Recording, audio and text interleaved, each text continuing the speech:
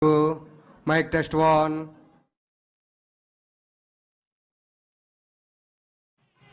Mic, sir. Raman ko to, Raman.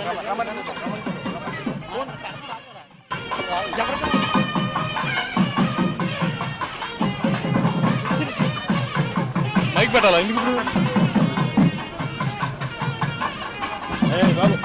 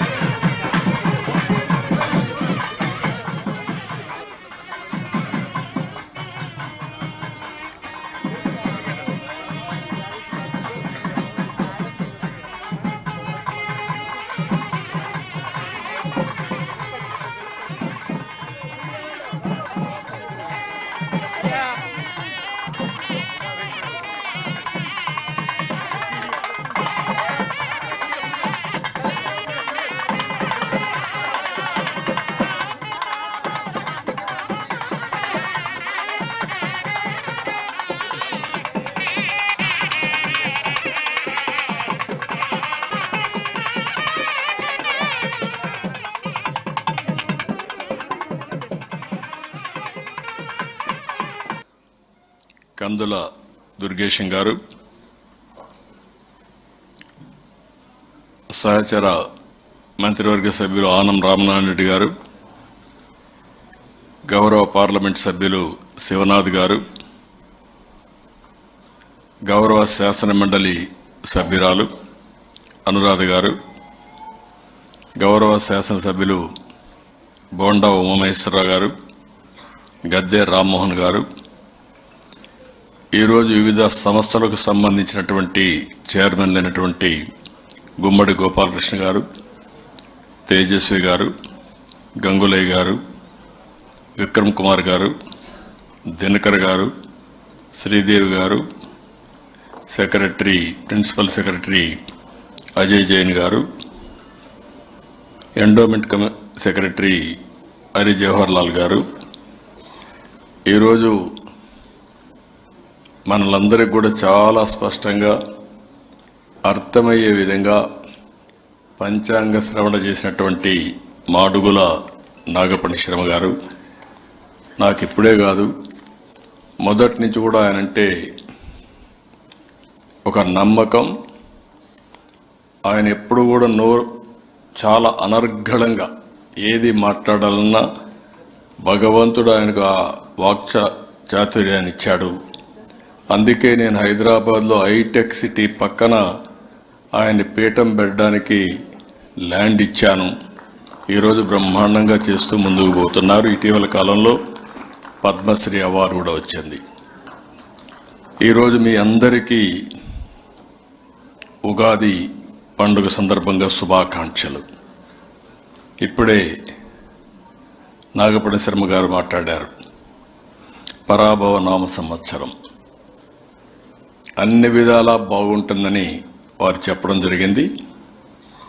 ఇది వాస్తవం కావాలని మరొక్కసారి మనస్ఫూర్తిగా కోరుకుంటున్నా.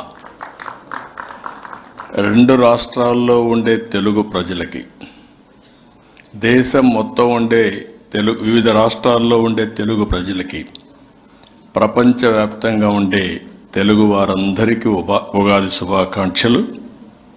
ఉగాది అనేది తెలుగువారి తొలి పండుగ. ఇప్పటి నుంచి పండుగలన్నీ ప్రారంభమవుతాయి. తెలుగువారికి నూతన సంవత్సరం మొదలయ్యేది నేడే. అయితే మన ప్రత్యేకత మనం చూస్తే ఉగాది పచ్చడి మన జీవితాన్ని ప్రతిబింబిస్తుంది. ఉగాది పచ్చడిలో ఇప్పుడే అందరూ సేవించాం, అది మన ఆచారం.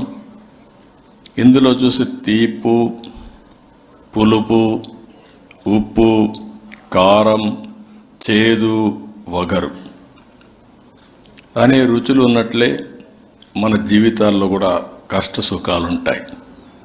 కొంతమంది ఎక్కువ కష్టాలు తెచ్చుకుంటాం, కొంతమంది బ్యాలెన్స్గా ఉంటే కష్టాలను అధిగమించే శక్తి కూడా మనకు ఉందని చెప్పి కూడా నేను మీకు తెలియజేస్తున్నా.